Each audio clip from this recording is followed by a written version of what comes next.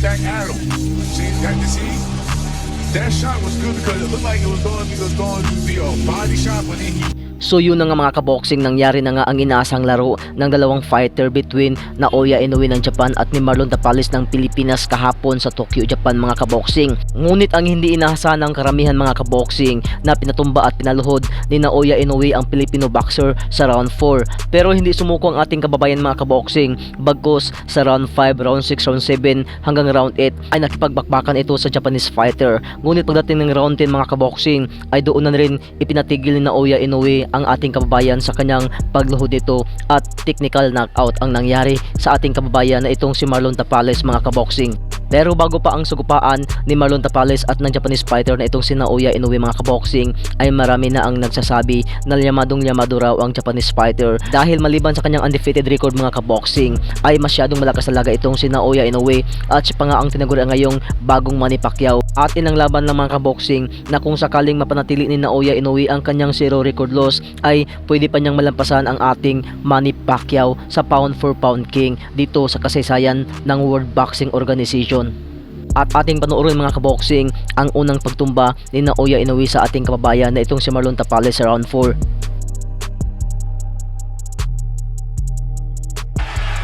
Left hand, right hand, Tapales is down. Pagkatapos patumbahin ni Naoya Inoue mga kaboxing ang ating kababayan itong si Tapales ay nakagawa pa itong nakatayo at patawa-tawang nakaharap sa referee at sa mga viewers doon sa Tokyo, Japan mga kaboxing.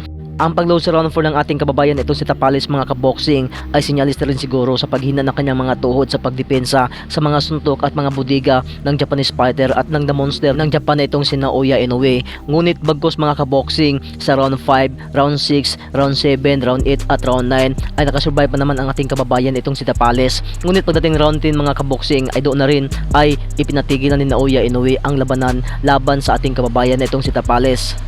At sa pagkabigo ng ating kababayan mga kaboxing na itong si Tapales sa kanyang pagdepensa ng kanyang dalawang belt mga kaboxing ay marami pa rin mga humahanga ng mga Pilipino sa labanan noon kontra sa itinaguri ang monster ng Japan mga kaboxing na itong si Naoya Inoue. Bagkus ayon din kay Tapales sa kanyang interview na malakas talaga itong si Naoya Inoue at kakaiba raw ang kanyang lakas sa kanyang mga unang nakasagupa noon. Dagdag pa ni Tapales mga kaboxing na kanyang ginagawa ang kanyang lakas para lang ipakita sa buong mundo na kaya niyang tapatan ang The Monster ng Japan itong si Naoya Inoue mga kaboxing. At kitang-kita sa laban kung gaano kadominante sa ibabaw ng ring itong si The Monster Naoya Inoue kontra sa ating kababayan na itong si Champ Marlon Tapales. Ngunit sadyang ibang level sa lahat ng aspeto ang pambato ng Japan mga kaboxing. Natalo man ang ating pambato mga kaboxing, ngunit nagpakita siya ng class at tunay na pusong palaban para ipakita na siya ay isang champion. Matapos bumagsak sa 4th round ay nairaos pa at lumaban hanggang kinapos sa 10th round mga kaboxing. Marami din ang bumilib at napakita ng paghanga sa tibay at fighting spirit ni Tapales mga kaboxing na minsan kaya rin sumabay kay Inoue sa laban.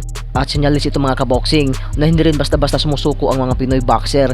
Kung para sa iyo mga kaboxing, ano ang masasabi mo dito sa labanan ng ating pambato na itong si Marlon Tapales at ang The Monster ng Japan na itong si Naoya Inoue kagabi doon sa Tokyo, Japan mga kaboxing?